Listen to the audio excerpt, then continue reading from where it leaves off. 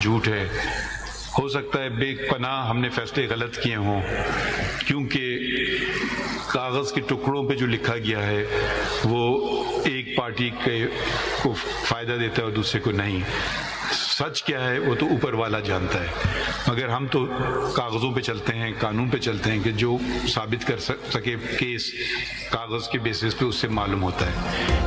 Chief justice Qazi Faez ईसा के एजाज में full court reference. Chief justice Qazi Faez Isa ने कहा, मैंने अपने दौर में बार और बेंच से बहुत कुछ सीखा। हो सकता है हमसे भी कुछ फैसले गलत हुए हों। हमारे फैसले कभी किसी के हक और कभी खिलाफ जाते हैं। हम केसेस सुनते हैं, कागज के टुकड़े पर लिखे हुए से अंदाजा लगाते हैं।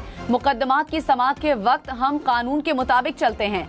अलविदाई रेफरेंस से खिताब में कहा, मेरी अहलिया ने हर मुश्किल वक्त में मेरा साथ दिया। मेरी जिंदगी में वीटो पावर मेरी अहलिया को हासिल है।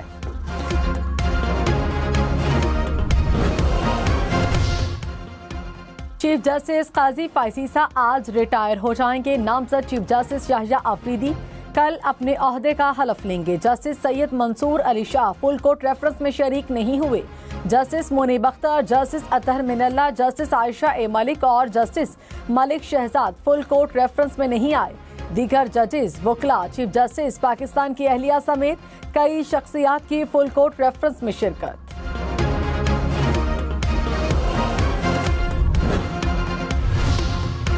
जस्टिस याहिया अफरीदी ने कहा, चीफ जस्टिस काजी फायज ईसा को बेहतरीन इंसान पाया। अगर आप उनसे मुस्कुराकर और अच्छे तरीके से मिलें तो अच्छा पाएंगे, लेकिन अगर आप उन्हें गुस्सा दिलाएंगे तो फिर आपको अल्लाह ही बचा सकता है।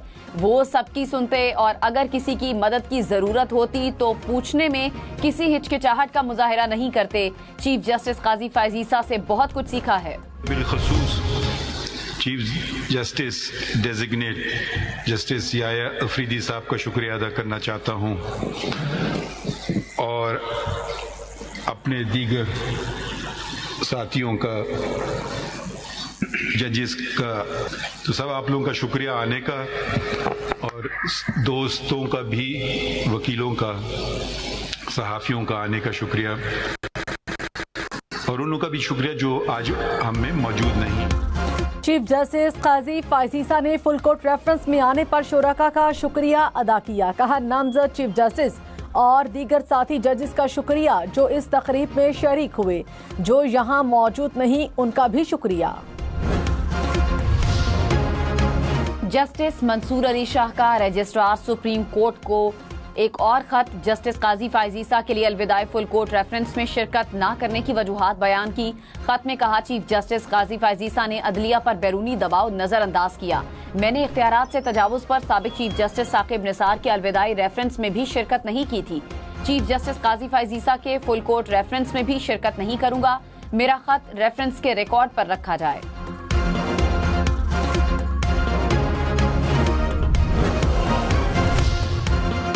अटॉर्नी जनरल मंसूर अवान का चीफ जस्टिस काजी फायज ईसा को खिराज तहसीन। कहा, चीफ जस्टिस काजी फायज ईसा ने मुल्क, जमहूरियत, शफाफियत और एहतसाब को फरोग दिया और इस उम्मीद का इजहार किया कि वो रिटायरमेंट के बाद भी जमहूरियत की बालादस्ती और कानून की हुक्मरानी में अपना किरदार अदा करेंगे।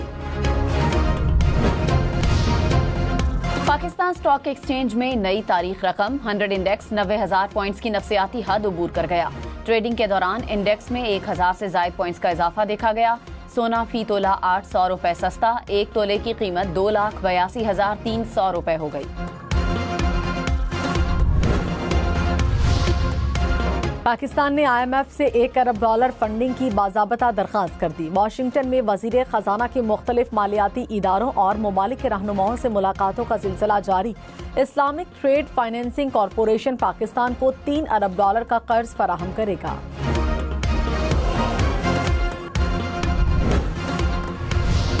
सीनियर वजीर सिंध शर्जील मेमन ने कहा, 26वीं आईनी तरमीम पर PTI की गैर एलानिया रजामंदी थी। बैरिस्टर गौहर ने खुद कहा था कि मौलाना फजलुर रहमान का ड्राफ्ट मंजूर है। PTI ने कहा, लाइफ टाइम एक्सटेंशन देंगे, इक़्तिदार से न निकालें। पीपल्स पार्टी ने कभी किसी के खिलाफ मुहिम नहीं चलाई। सोशल मीडिया पर मनफी मुहिम चलाई जा रही है। इसराइली लॉबिंग फर्म्स और हुकूमत PTI की सपोर्ट जारी रखे हुए हैं। नवाज शरीफ गैर मुल्की एयरलाइन की परवाज के जरिए दुबई पहुंच गए। दुबई में एक रोज कयाम करने के बाद लंदन जाएंगे। 29 अक्टूबर को नवाज शरीफ लंदन से अमेरिका चले जाएंगे। अमेरिका में 4 रोजा कयाम के बाद वापस लंदन जाएंगे। नवाज शरीफ की लंदन में अहम मुलाकातें मुतवक्के। एटीसी इस्लामाबाद ने बानी पीटीआई की हमशीरा अलीमा खान और उज़मा खान की जमानत मंजूर कर ली। दोनों के खिलाफ इस्लामाबाद में 2 मुकदमात दर्ज थे।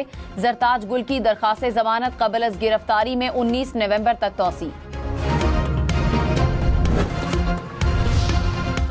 विफाकी वजीर इत्तलात अता तारड़ ने कहा, गर्मियों के मौसम से पहले बिजली की कीमतें मजीद कम होंगी। कौमी असम्बली में इजहार ख्याल, कहा 5 IPPs को बंद करने से बिजली के बिलों में फर्क पड़ा। मजीद 8 IPPs से मुतालिक कौम को खुशखबरी दी जाएगी। वजीर आजम की बिजली की कीमतों में कमी पर भरपूर तवज्जो है। JUI रहनुमा कामरान मुर्तजा ने कहा, हमने 26वीं आईनी तरमीम में बहुत सी तब्दीलियां करवाई हैं। JUI ने हुकूमत की हिमायत नहीं बल्कि मुखालिफत ज्यादा की। न्यूज प्रोग्राम सबसे आगे में गुफ्तगू करते हुए मजीद कहा, हम ना हुकूमत और ना ही PTI के पलड़े में वजन डालते हैं। JUI ने मुल्क की सियासत में अपना वजन बरकरार रखना होता है।